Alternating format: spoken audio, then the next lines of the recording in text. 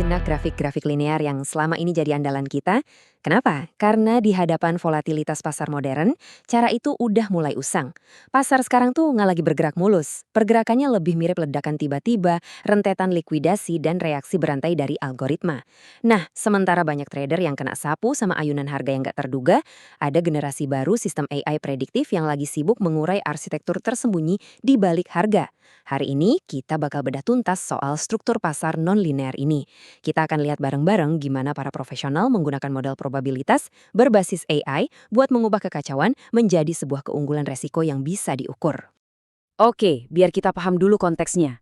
Di pasar saat ini, kecepatan dan data itu segalanya. Aturan mainnya udah benar-benar berubah.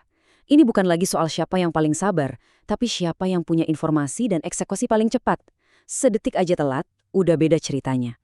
Nah, ini dia perjalanan kita hari ini. Pertama, kita bahas aturan baru di dunia trading. Terus, gimana AI mengubah data jadi prediksi? Lalu kita akan bedah, ini tuh skill, hoki, atau cuma overfitting. Kita juga bakal kenalan sama yang namanya uji permutasi. Dan terakhir, kita intip dunia trading secepat kilat. Oke, langsung aja kita masuk ke bagian pertama. Di sini kita bakal kupas tuntas kenapa cara-cara lama buat ngeliat pasar itu udah nggak relevan lagi, dan apa sih yang sekarang menggantikannya. Selama bertahun-tahun, kita diajarin kalau pasar itu bergerak dalam struktur yang rapi dan linier. Ada garis tren, ada support, ada resistance. Tapi kenyataannya, pasar keuangan modern itu jauh lebih kacau dan meledak-ledak. Harga udah nggak lagi nurut sama garis-garis statis yang kita gambar di chart. Jadi, apa sih biang keladinya? Jawabannya, sebagian besar keputusan trading udah nggak dibuat oleh manusia. Pasar hari ini dikuasai sama sistem non-manusia. Ada algoritma super cepat, ada model likuiditas institusional yang kerjanya berburu order besar, dan ada sistem eksekusi otomatis. Mereka semua bereaksi dalam hitungan mikrodetik, menciptakan sebuah arena permainan yang benar-benar berbeda. Nah, ini konsep kuncinya. Harga sekarang bergerak seperti sistem adaptif yang kompleks. Artinya apa? Pemicu kecil bisa menyebabkan reaksi berantai yang masif. Sedikit aja ketidakseimbangan likuiditas, misalnya ada aksi sapu stop loss. Itu bisa tiba-tiba memicu ribuan market order yang kemudian meraktifkan model momentum algoritmik dan boom, volatilitas meledak. Oke, kita lanjut ke bagian berikutnya. Sekarang kita udah tahu betapa kacaunya pasar. Pertanyaannya, gimana caranya model prediktif dibangun untuk bisa bertahan, bahkan unggul di lingkungan yang liar ini? Pertama-tama, apa itu pemodelan prediktif? Intinya sih, ini adalah proses menggunakan data dari masa lalu dan algoritma canggih untuk mengidentifikasi probabilitas suatu kejadian di masa depan. Ini bukan tebak-tebakan, tapi pendekatan ilmiah untuk mengantisipasi pergerakan pasar. Ini bukan sulap ya, ini science. Para data scientist itu ngikutin proses yang sangat sistematis. Mereka definisikan dulu masalahnya, kumpulin dan bersihin datanya, baru bangun modelnya. Dan yang paling penting, mereka validasi hasilnya secara super ketat buat mastiin model itu nggak lagi halu. Dan model-model ini mereka melihat jauh lebih dalam dari sekedar grafik harga biasa. Mereka menganalisis ribuan variabel secara bersamaan. Gimana arus ordernya, di mana likuiditas dan stop loss numpuk, gimana pola volatilitasnya, bahkan korelasi antar aset. Singkatnya, AI itu melihat struktur pasar yang dalam, bukan cuma apa yang kelihatan di permukaan. Nah, ini poin yang paling krusial. AI itu nggak punya bola kristal. Dia nggak meramal masa depan dengan pasti. Justru, AI mengidentifikasi zona-zona di mana struktur pasar jadi nggak seimbang dan nggak stabil secara matematis. Area-area di mana kemungkinan besar akan terjadi penyeimbangan ulang atau ledakan harga berdasarkan statistik. Dan ini membawa kita ke sebuah masalah yang sangat kritis yang dihadapi setiap orang yang bikin model trading. Gimana caranya kita tahu kalau sebuah strategi itu beneran bagus atau cuma kebetulan aja kelihatannya bagus di masa lalu? Coba bayangin deh, kalian bikin strategi, terus di backtest, dan hasilnya wow, luar biasa.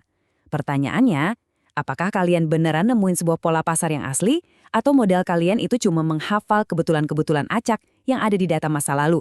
Konsep ini namanya overfitting.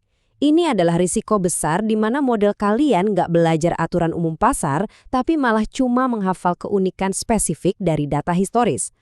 Kalau udah begini, modelnya jadi nggak ada gunanya sama sekali buat trading di masa depan. Cara gampangnya gini, bedain antara sinyal dan noise. Sinyal itu pola asli yang berulang. Kalau noise itu cuma fluktuasi acak yang kalau kita lihat terus-terusan bisa aja kelihatan kayak pola, padahal cuma kebetulan. Nah, tantangannya adalah misahin keduanya. Untuk mengatasi masalah ini, para profesional itu punya mindset yang super ilmiah. Mereka mulai dengan asumsi kalau strategi brilian yang mereka temukan itu sebenarnya sampah. Hipotesis nol mereka adalah strateginya nggak berguna. Dan sekarang tugas mereka lah untuk membuktikan sebaliknya dengan data. Jadi, gimana cara mereka membuktikannya? Yuk kita lihat sebuah solusi statistik yang elegan banget yang dipakai para pro untuk memecahkan masalah overfitting dan memvalidasi strategi mereka. Namanya uji permutasi, dan idenya cerdas banget. Pertama, kalian uji strategi di data harga yang asli. Lalu, kalian bikin ribuan riwayat harga palsu dengan cara mengacak data yang sama. Jadi semua polanya hancur. Jalankan lagi strategi yang sama di semua data palsu ini. Terakhir, bandingkan satu hasil nyata kalian dengan ribuan hasil dari dunia yang serba acak itu. Nah, yang paling menarik ada di slide ini, bukti visualnya. Grafik ini menunjukkan lautan hasil dari data acak. Kalau hasil dari data nyata kalian, satu batang itu, kelihatan menonjol jauh di atas kerumunan hasil acak, itu artinya kemungkinan besar strategi kalian punya keunggulan sejati. Dia menemukan sesuatu yang nggak ada dalam data yang murni acak. Pada akhirnya, tes ini ngasih kita satu angka penting, namanya P-value. Ini adalah probabilitas bahwa hasil keren kalian itu cuma karena hoki semata. Para profesional mencari P-value di bawah 1% sebagai bukti statistik bahwa mereka nggak sedang menipu diri sendiri. Oke, akhirnya kita sampai di puncak. Mari kita lihat di mana semua prinsip ini didorong sampai ke batas fisik absolutnya, di dunia high frequency trading. Biar kebayang, 500 nanodetik, itulah waktu yang dibutuhkan sistem HFT untuk terima data pasar, menganalisisnya, dan membuat keputusan trading. Itu ratusan ribu kali lebih cepat dari kedipan mata kita. Gila kan? Dan ini semua butuh rekayasa tingkat dewa. Kita ngomongin soal menaruh server persis di sebelah gedung bursa, membypass sistem operasi demi kecepatan, menjalankan logika trading langsung di atas chip silikon khusus yang disebut FPGA, dan punya rem darurat otomatis yang bisa mencegah bencana dalam hitungan mikrodetik. Ini meninggalkan kita dengan sebuah pemikiran terakhir. Di pasar yang dikuasai oleh algoritma yang beroperasi secepat cahaya, apa sih arti sebenarnya dari sebuah keunggulan? Mungkin keunggulan sejati saat ini adalah memahami pergeseran itu sendiri, dari cara berpikir linier yang sederhana ke analisis struktur non-linier dan interaksi likuiditas yang ternyata menggerakkan segalanya.